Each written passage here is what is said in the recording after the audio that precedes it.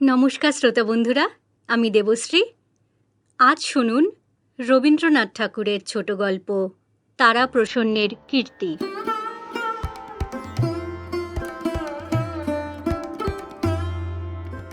লেখক জাতির প্রকৃতি অনুসারে তারাপ্রসন্ন কিছু লাজুক এবং মুখচোরা ছিলেন। লোকের কাছে বাহির হইতে গেলে তাহার সর্বনাশ উপস্থিত হইত। ঘরে বসিয়া কলম চালাইয়া তাহার দৃষ্টিশক্তি ক্ষীণ, পিঠ একটু কুঁজা, সংসারের অভিজ্ঞতা অতি অল্প। লৌকিকতার বাধি বোল সকল সহজে তাহার মুখে আসিত না। এই জন্য গৃহদুর্গের বাহিরে তিনি আপনাকে কিছুতেই নিরাপদ মনে করিতেন না। লোকেও তাহাকে একটা উজবুক রকমের মনে করিত, এবং লোকেরও দোষ দেওয়া যায় না। মনে করো, প্রথম পরিচয়ে একটি পরম ভদ্রলোক উচ্ছ্বসিত কণ্ঠে তারাপ্রসন্নকে বলিলেন, মহাশয়ের সহিত সাক্ষাৎ হয়ে যে কি পর্যন্ত আনন্দ লাভ করা গেল তা এক মুখে বলিতে পারিনে। তারাপ্রসন্ন নিরুত্তর হইয়া নিজের দক্ষিণ করতল বিশেষ মনোযোগপূর্বক নিরীক্ষণ করিতে লাগিলেন। হঠাৎ সে নীরবতার অর্থ এইরূপ মনে হয়, তা তোমার আনন্দ হয়েছে সেটা খুব সম্ভব বটে, কিন্তু আমার যে আনন্দ হয়েছে এমন মিথ্যা কথাটা কি করে মুখে উচ্চারণ করব তাই ভাবছি। মধ্যাহ্নভোজে নিমন্ত্রণ করিয়া লক্ষ্যপতি গৃহস্বামী যখন সায়াহ্নের প্রাক্কালে পরিবেশন করিতে আরম্ভ করেন এবং মধ্যে মধ্যে বিনীত কাকুতি সহকারে ভোজ্য সামগ্রীর অকিঞ্চিত করত্ব সম্বন্ধে তারাপ্রসন্নকে সম্বোধনপূর্বক বলিতে থাকেন, এহে কিছুই না, অতি যৎসামান্য, দরিদ্রের খুঁতকুড়া বিদুরের আয়োজন, মহাশয়কে কেবলই কষ্ট দেওয়া। তারাপ্রসন্ন চুপ করিয়া থাকেন, যেন কথাটা এমনই প্রামাণিক যে তাহার আর উত্তর সম্ভবে না। মধ্যে মধ্যে এমনও হয়, কোনো সুশীল ব্যক্তি যখন তারাপ্রসন্নকে সংবাদ দেন যে তাহার মতো অগাধ পাণ্ডিত্য বর্তমানকালে দুর্লভ এবং সরস্বতী নিজের পদ্মাসন পরিত্যাগপূর্বক তারাপ্রসন্নের কণ্ঠাগ্রে বাসস্থান গ্রহণ করিয়াছেন, তখন তারাপ্রসন্ন তাহার তিল মাত্র প্রতিবাদ করেন না, যেন সত্য সত্যই সরস্বতী তাহার কণ্ঠরোধ করিয়া বসিয়া আছেন। তারাপ্রসন্নের এইটা জানা উচিত যে মুখের সামনে যাহারা প্রশংসা করে এবং পরের কাছে যাহারা আত্মনিন্দায় প্রবৃত্ত হয়, তাহারা অন্যের নিকট হইতে প্রতিবাদ প্রত্যাশা করিয়াই অনেকটা অসংকোচে অত্যুক্তি করিয়া থাকে। অপরপক্ষ আগাগোড়া সমস্ত কথাটা যদি অম্লান বদনে গ্রহণ করে, তবে বক্তা আপনাকে প্রতারিত জ্ঞান করিয়া বিষম ক্ষুব্ধ হয়। এইরূপ স্থলে লোকে নিজের কথা মিথ্যা প্রতিপন্ন হইলে দুঃখিত হয় না। ঘরের লোকের কাছে তারাপ্রসন্নের ভাব অন্যরূপ। এমনকি তাহার নিজের স্ত্রী দাক্ষায়ণীও তাহার সহিত কথায় আটিয়া উঠিতে পারেন না।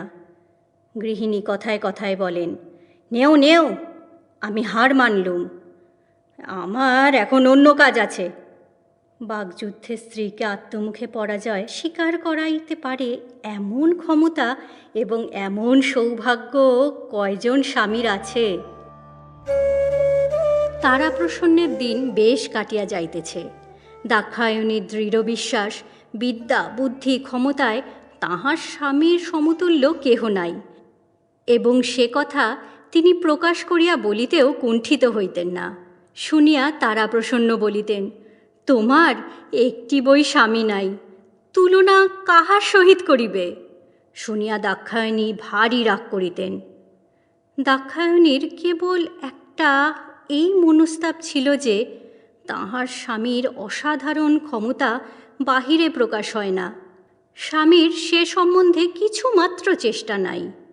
তারাপ্রসন্ন যাহা লিখিতেন তাহা ছাপাইতেন না। অনুরোধ করিয়া দাক্ষায়ণী মাঝে মাঝে স্বামীর লেখা শুনিতেন। যতই না বুঝিতেন ততই আশ্চর্য হইয়া যাইতেন। তিনি কৃত্তিবাসের রামায়ণ, কাশিদাসের মহাভারত, কবিকঙ্কন চণ্ডী পড়িয়াছেন এবং কথকতাও শুনিয়াছেন। সে সমস্তই জলের মতো বোঝা যায়, এমনকি নিরক্ষর লোকেও অনায়াসে বুঝতে পারে। কিন্তু তাহার স্বামীর মতো এমন সম্পূর্ণ দুর্বোধ হইবার আশ্চর্য ক্ষমতা তিনি ইতিপূর্বে কোথাও দেখেন নাই।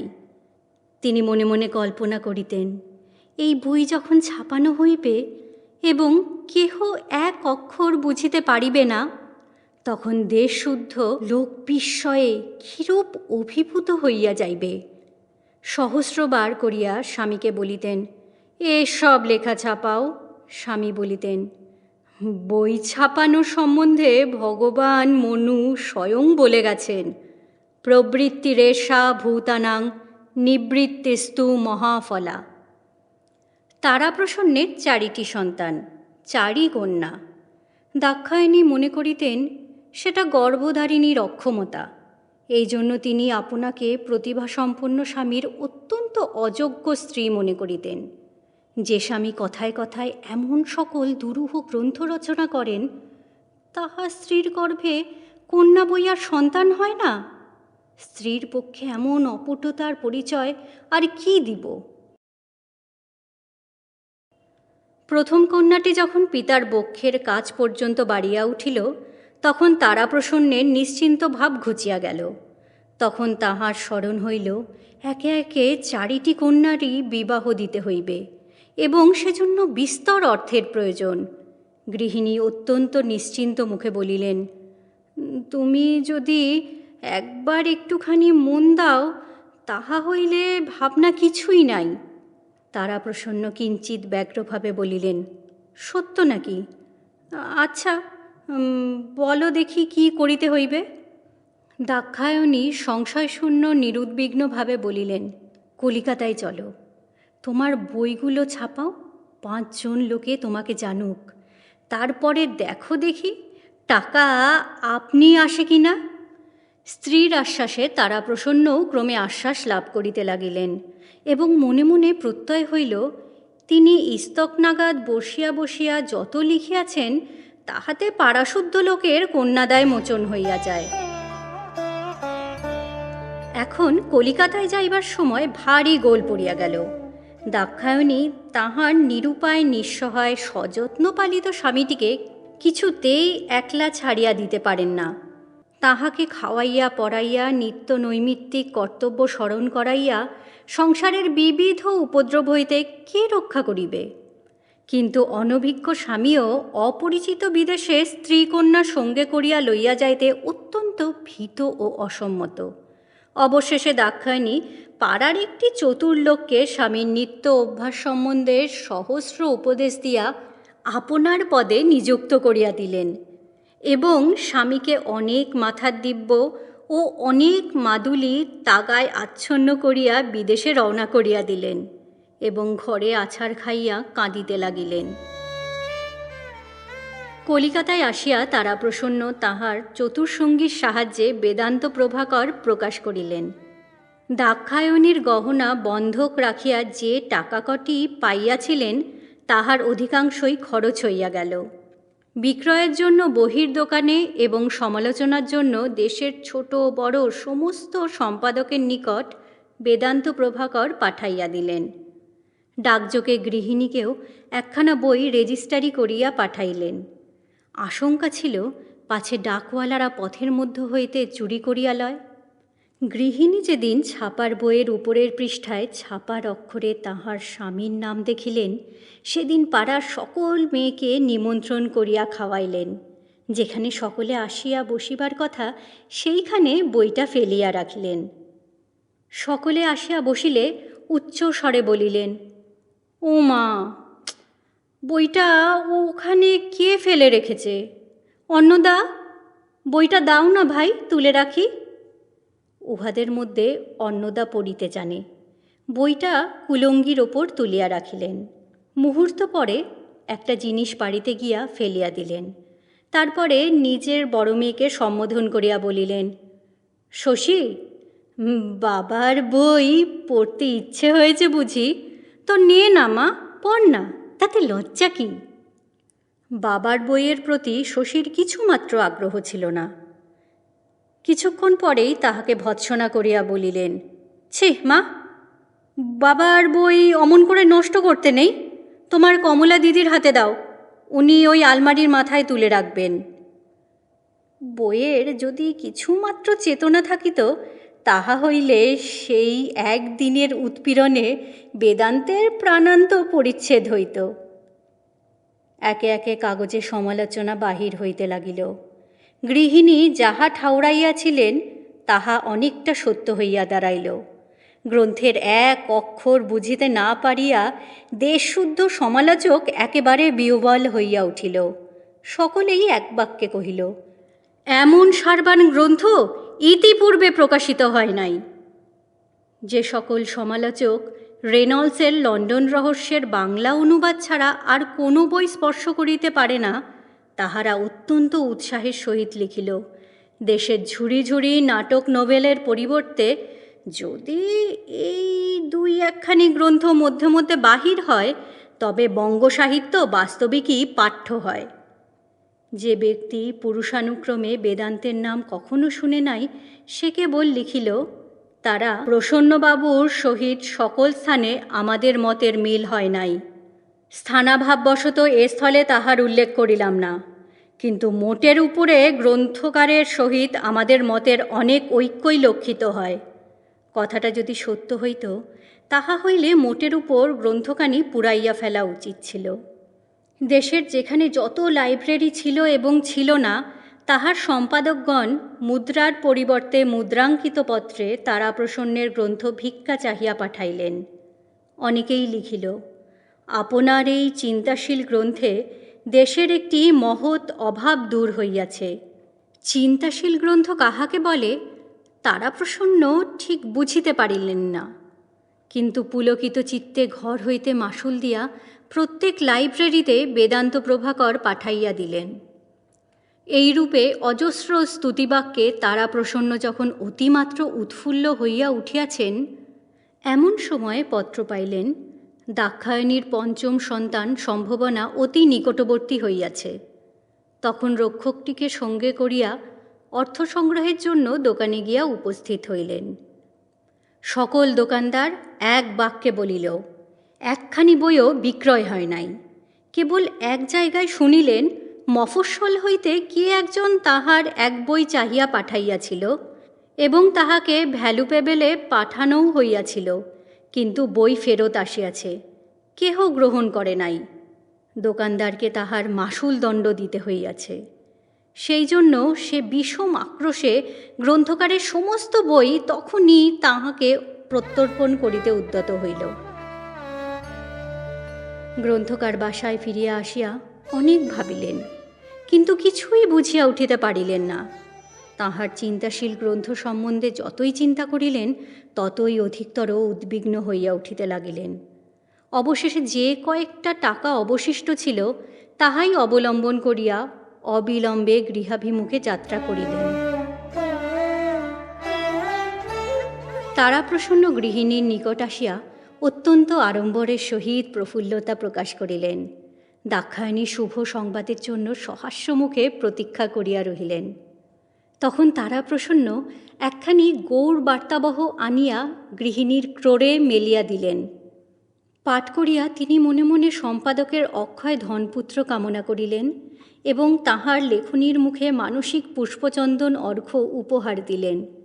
পাঠ সমাপন করিয়া আবার স্বামীর মুখের দিকে চাহিলেন। স্বামী তখন নবপ্রভাত আনিয়া খুলিয়া দিলেন। পাঠ করিয়া আনন্দ বিহ্বলা দাক্ষায়ণী আবার স্বামীর মুখের প্রতি প্রত্যাশাপূর্ণ স্নিগ্ধ নেত্র উত্থাপিত করিলেন। তখন তারাপ্রসন্ন একখণ্ড যুগান্তর বাহির করিলেন। তাহার পর ভারত ভাগ্যচক্র, তাহার পর শুভ জাগরণ, তাহার পর অরুণালোক, তাহার পর সংবাদ তরঙ্গভঙ্গ, তাহার পর আশা, আগমনী, উচ্ছ্বাস, পুষ্পমঞ্জরি, সহচরী, সীতা গেজেট, অহল্যা লাইব্রেরি, প্রকাশিকা, ললিত সমাচার, কোটাল, বিশ্ববিচারক, লাবণ্যলতিকা। হাসিতে হাসিতে গৃহিণীর আনন্দাশ্রু পড়িতে লাগিল। চোখ মুছিয়া আর একবার স্বামীর কীর্তিরশ্মি সমুজ্জ্বল মুখের দিকে চাহিলেন। স্বামী বলিলেন, এখনও অনেক কাগজ বাকি আছে। দাক্ষায়ণী বলিলেন, সে বিকালে দেখিব, এখন অন্য খবর কি বলো?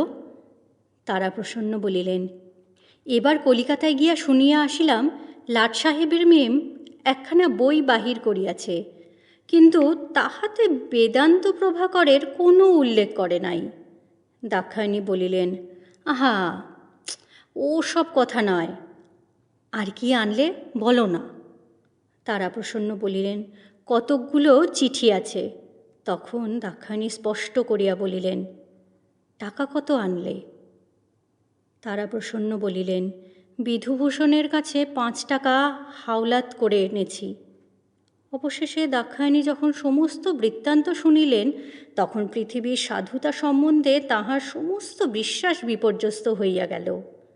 নিশ্চয়ই দোকানদারেরা তাহার স্বামীকে ঠকাইয়াছে এবং বাংলাদেশের সমস্ত ক্রেতা ষড়যন্ত্র করিয়া দোকানদারদের ঠকাইয়াছে।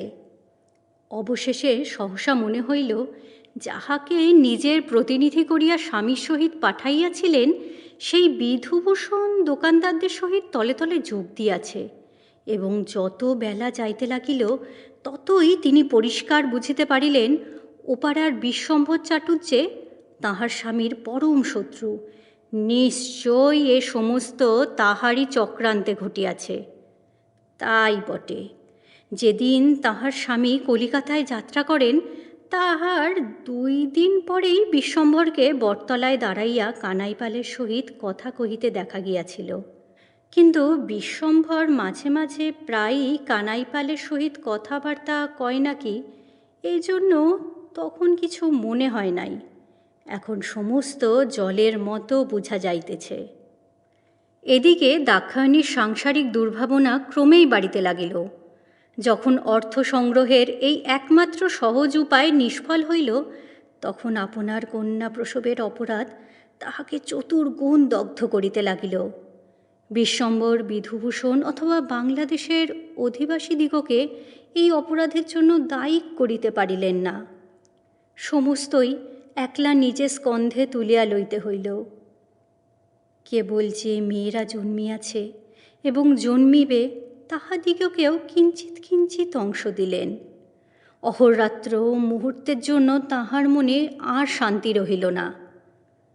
আসন্ন প্রসবকালে দাক্ষায়ণীর শারীরিক অবস্থা এমন হইল যে সকলের বিশেষ আশঙ্কার কারণ হইয়া দাঁড়াইল। নিরুপায় তারাপ্রসন্ন পাগলের মতো হইয়া বিশ্বম্ভরের কাছে গিয়া বলিল, দাদা, আমার এই খান 50 বই বাঁধা রাখিয়া যদি কিছু টাকা দাও তো আমি শহর হইতে ভালো দাই আনাই। বিশ্বম্ভর বলিল, ভাই, সেজন্য ভাবনা নাই, টাকা যাহা লাগে আমি দিব, তুমি বই লইয়া যাও। এই বলিয়া কানাইপালের সহিত অনেক বলা কহা করিয়া কিঞ্চিৎ টাকা সংগ্রহ করিয়া আনিল, এবং বিধুভূষণ স্বয়ং গিয়া নিজে হইতে পাথেয় দিয়া কলিকাতা হইতে ধাত্রী আনিল। দাক্ষায়ণী কি মনে করিয়া স্বামীকে ঘরে ডাকাইয়া আনিলেন এবং মাথার দিব্য দিয়া বলিলেন, যখনই তোমার সেই বেদনার উপক্রম হইবে, স্বপ্নলব্ধ ওষুধটা খাইতে ভুলিও না, আর সেই সন্ন্যাসীর মাদুলিটা কখনোই খুলিয়া রাখিও না। আর এমন ছোটোখাটো সহস্র বিষয়ে স্বামীর 2টি হাতে ধরিয়া অঙ্গীকার করিয়া লইলেন, আর বলিলেন, বিধুভূষণের ওপর কিছুই বিশ্বাস নাই, সেই তাহার স্বামীর সর্বনাশ করিয়াছে, নতুবা ঔষধ, মাদুলি এবং মাথার দিব্য সমেত তাহার সমস্ত স্বামীটিকে তাহার হস্তে দিয়া যাইতেন। তারপরে মহাদেবের মতো তাহার বিশ্বাসপ্রবণ ভোলানাথ স্বামীটিকে পৃথিবীর নির্মম কুটিল বুদ্ধি চক্রান্তকারীদের সম্বন্ধে বারবার সতর্ক করিয়া দিলেন। অবশেষে চুপি চুপি বলিলেন, দেখো, আমার যে মেয়েটি হইবে, সে যদি বাঁচে, তাহার নাম রাখিও বেদান্ত প্রভা। তারপরে তাহাকে শুধু প্রভা বলিয়া ডাকিলেই চলিবে। এই বলিয়া স্বামীর পায়ের ধুলা মাথায় লইলেন। মনে মনে কহিলেন, কেবল কন্যা জন্ম দিবার জন্যই স্বামীর ঘরে আসিয়াছিলাম। এবার বোধ হয় সে আপদ ঘুচিল। ধাত্রী যখন বলিল, মা একবার দেখো মেয়েটি কি সুন্দর হয়েছে, মা একবার চাহিয়া নেত্র নিমীলন করিলেন, মৃদুস্বরে বলিলেন, বেদান্ত প্রভা। তারপরে ইহ সংসারে আরেকটি কথা বলিবারও অবসর পাইলেন না।